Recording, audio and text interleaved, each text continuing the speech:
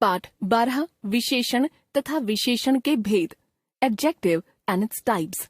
भाषा में कुछ शब्द ऐसे होते हैं जो संज्ञा या सर्वनाम शब्दों की विशेषता बताने का काम करते हैं। जैसे काला कुत्ता में काला शब्द कुत्ता के रंग संबंधी विशेषता बता रहा है कि कुत्ते का रंग काला है। संज्ञाओं की विशेषता कई प्रकार से बताई जा सकती है। इस बात को समझने के लिए निम्नलिखित वाक्यों में आए रंगीन छपे शब्दों पर ध्यान दीजिए। छोटे बच्चों के सामने कभी झूठ नहीं बोलना चाहिए। पिताजी लाल सूट पहनकर दफ्तर गए हैं। मुझे कच्चे अमरूद बहुत पसंद है। बाजार से ताजी सब्जी ही लाना। कक्षा में आज कम बच्चे ही आए थे। कुछ लोग हमेशा गप मारते रहते हैं।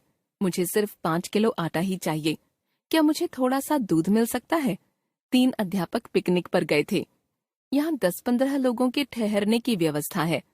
ऊपर 1 से 4 तक के वाक्यों में छोटे, लाल, कच्चे, ताजी विशेषण शब्द अपनी अपनी संज्ञाओं के गुण बता रहे हैं कि बच्चों की उम्र छोटी है, सूट का रंग लाल है, अमरूद कच्चे हैं तथा सब्जी ताजी है।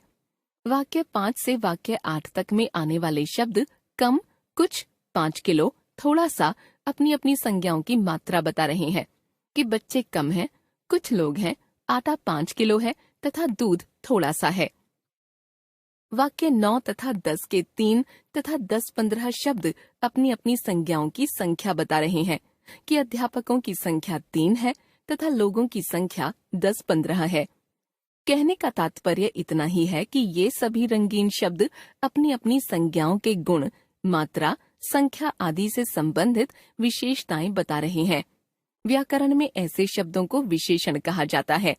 विशेषण शब्द संज्ञा शब्दों के अलावा सर्वनामों की भी विशेषता बता सकते हैं। जैसे बेचारी वह कहाँ जाती, किस्मत का मारा, मैं अब क्या करूं।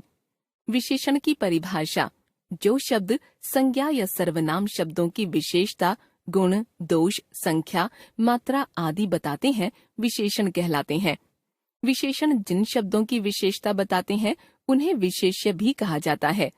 विशेषण के भेद: गुणवाचक विशेषण: जो शब्द किसी व्यक्ति या वस्तु के गुण, दोष, रूप, रंग, आकार, स्वभाव, दशा आदि का बोध कराते हैं, गुणवाचक विशेषण कहे जाते हैं। संज्ञा विशेष्य पर कैसा, कैसे या कौन सा, कौन सी शब्दों से प्रश्न करने पर गुणवाचक विशेषण का पता चलता है। जैसे कैसी बिल्ली, काली बिल्ली। कैसा लड़का, छोटा लड़का। कैसी चाय, गरम चाय। यहाँ काली, छोटा तथा गरम गुणवाचक विशेषण हैं। गुणवाचक विशेषण के कुछ अन्य उदाहरण देखिए। मोटी रस्सी, चौड़ा रास्ता, सांवली लड़की, पवित्र मंदिर, बुद्धिमान व्यक्ति, दरिद्र ब्राह्मण, ग्रामीण लोग, कमजोर बच्चा। परिमाणवाचक विशेषण: परिमाण शब्द का अर्थ होता है मात्रा, क्वांटिटी। जो विशेषण अपने विशेष्य की मात्रा के बारे में बताते हैं परिमाणवाचक विशेषण कहलाते हैं। जैसे बहुत भीड़, थोड़ा दूध, 4 लीटर तेल, कुछ लोग, इतना काम आदि में बहुत, थोड़ा, 4 लीटर, कुछ, इतना आदि शब्द परिमाणवाचक विशेषणों के उदाहरण हैं। परिमाणवाचक विशेषण के कुछ अन्य उदाहरण देखिए। मुझे 100 किलो चावल चाहिए। मैंने 5 किलो आटा, 3 लीटर तेल तथा 15 किलो मैदा खरीदा है। कमीज के लिए 2.5 मीटर कपड़ा चाहिए। बाजार से थोड़ा दूध लेते आना। फर्श पर बहुत पानी फैला हुआ था। मैं ज्यादा खाना नहीं खाता। उपर्युक्त वाक्यों में आए सभी रंगीन शब्द अपनी अपनी संज्ञाओं की मात्रा का बोध करा रहे हैं, अतः परिमाणवाचक विशेषण हैं। यह भी ध्यान रखना चाहिए कि वाक्य 1 से 3 में 100 kilo, 5 kilo, 3 litre, 15 kilo, 2.5 metre आदि शब्द वस्तु की निश्चित मात्रा का ज्ञान करा रहे हैं, जबकि वाक्य 4 से 6 में थोड़ा, बहुत, ज्यादा शब्द परिमाण तो बता रहे हैं परंतु अनिश्चित मात्रा का बोध करा रहे हैं। अतः परिमाणवाचक विशेषण के भी 2 भेद हो जाते हैं: निश्चित परिमाणवाचक, अनिश्चित परिमाणवाचक। संख्यावाचक विशेषण: जो विशेषण अपने विशेष्य की संख्या का बोध कराते हैं संख्यावाचक विशेषण कहलाते हैं। जैसे यहाँ इस घर में 5 लोग रहते हैं। उसने कक्षा में प्रथम स्थान प्राप्त किया। वह तीसरी कक्षा में पढ़ता है। इस पंक्ति के तीसरे बच्चे को बुलाओ। आप 10 पतंगे ले आना। बच्चों ने मेले से कुछ खिलौने खरीदे। सब लड़कियां पिकनिक पर जा रही हैं। अब तो थोड़े मकान ही बनने शेष हैं। संख्यावाचक विशेषणों में कुछ निश्चित संख्या का बोध कराते हैं तो कुछ अनिश्चित संख्या का। ऊपर के वाक्यों में वाक्य 1 से वाक्य 5 तक के रंगीन विशेषण निश्चित संख्यावाचक हैं, तो वाक्य 6 से 8 तक के रंगीन विशेषण अनिश्चित संख्यावाचक। सार्वनामिक विशेषण, जब सर्वनाम शब्द वाक्य में प्रयुक्त होकर किसी संज्ञा की विशेषता बताने का कार्य करने लगते हैं तो वे सार्वनामिक विशेषण कहलाते हैं। जैसे, उस बच्चे से बात मत करना, उसके कमरे में एक सांप था, उस कमरे में कोई आदमी है, यह तो किसी चोर का काम है, तुम क्या काम कर रहे थे। जो लोग यहाँ रुकना चाहें रुक सकते हैं। जितने प्रकार के सर्वनाम हैं, यदि वे संज्ञा की विशेषता बताते हैं तो सार्वनामिक विशेषणों के उतने ही उपभेद हो जाते हैं। जैसे, किस व्यक्ति से मिलना है, प्रश्नवाचक सार्वनामिक विशेषण, उसकी बेटी कक्षा में प्रथम रही। संबंधवाचक सार्वनामिक विशेषण, वह लड़की नहीं आएगी। निश्चयवाचक सार्वनामिक विशेषण। नामिक विशेषण, आप यह तो जानते ही हैं कि संज्ञा तथा नाम परस्पर पर्याय शब्द हैं। जब सर्वनाम शब्द किसी संज्ञा की विशेषता बताते हैं तो उनको सार्वनामिक विशेषण कहा गया है। उसी तरह जब नाम या संज्ञा शब्द किसी अन्य संज्ञा की विशेषता बताते हैं तो उसे नामिक विशेषण कहा जाता है। जैसे, राम का भाई हिंदी की पुस्तक पढ़ रहा है, बाढ़ में गरीबों के घर डूब गए, मैं भाई की शादी में नहीं पहुंच पाया।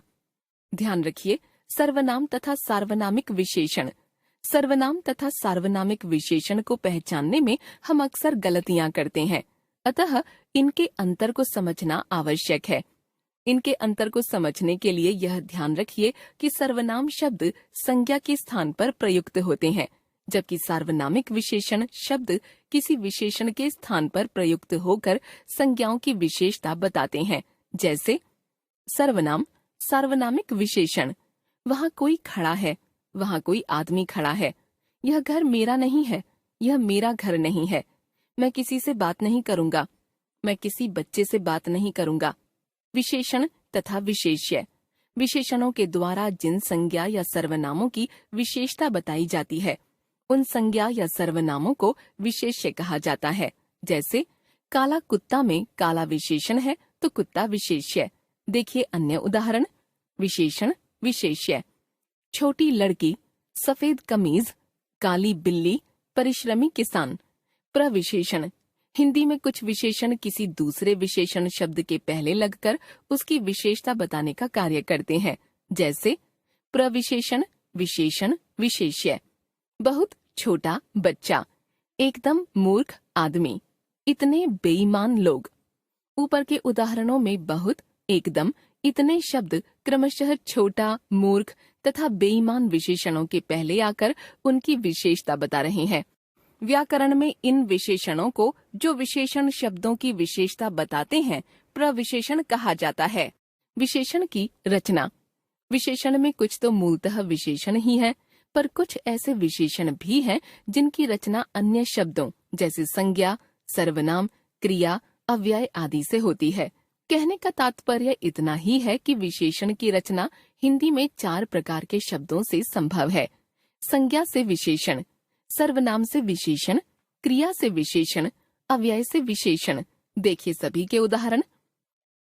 संज्ञा से विशेषण, संज्ञा विशेषण, कुसुम कुसुमित, शास्त्र शास्त्रीय, इतिहास ऐतिहासिक, नमक नमकीन, कल्पना काल्पनिक, निंदा निंद्य या निंदनीय, परिवार पारिवारिक, भारत भारतीय, अर्थ आर्थिक, स्थान स्थानीय, देव दैविक, नव नवीन, राजनीति राजनीतिक, स्वर्ण स्वर्णिम, सुरभि सुरभित, राष्ट्र राष्ट्रीय, भूगोल भौगोलिक, प्रातःकाल प्रातःकालीन, विवाह वैवाहिक, स्तुति स्तुत्य, नीति नैतिक।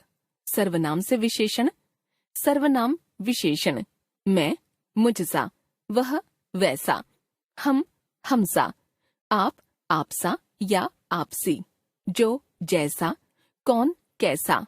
क्रिया से विशेषण, क्रिया विशेषण, बेचना बिकाऊ, टिकना टिकाऊ, देखना दिखावटी, लड़ना लड़ाकू, खाना खाऊ, बनाना बनावटी, अड़ना अड़ियल, गाना गायक, भूलना भुलक्कड़, तैरना तैराक, पढ़ना पढ़ाकू, सड़ना सड़ियल। अव्यय से विशेषण। अव्यय विशेषण भीतर भीतरी, ऊपर ऊपरी, सतह सतही, नीचे निचला। हमने सीखा जो शब्द संज्ञा या सर्वनाम की विशेषता बताते हैं विशेषण कहलाते हैं। विशेषणों के प्रमुख भेद हैं गुणवाचक, संख्यावाचक, परिमाणवाचक, सार्वनामिक तथा नामिक। गुणवाचक विशेषण अपने विशेष्य के गुणों, रूप, रंग, आकार, स्वभाव, दशा, स्थिति आदि का बोध कराते हैं। संख्यावाचक विशेषण अपने विशेष्य की निश्चित तथा अनिश्चित संख्या का बोध कराते हैं। परिमाणवाचक विशेषण अपने विशेष्य की निश्चित और अनिश्चित मात्रा की सूचना देते हैं। जब सर्वनाम अपना प्रकार छोड़कर किसी संज्ञा की विशेषता बताने लगते हैं तब सार्वनामिक विशेषण कहलाते हैं। जब संज्ञा या नाम शब्द किसी अन्य संज्ञा शब्द की विशेषता बताने का कार्य करते हैं तब उन्हें नामिक विशेषण कहा जाता है।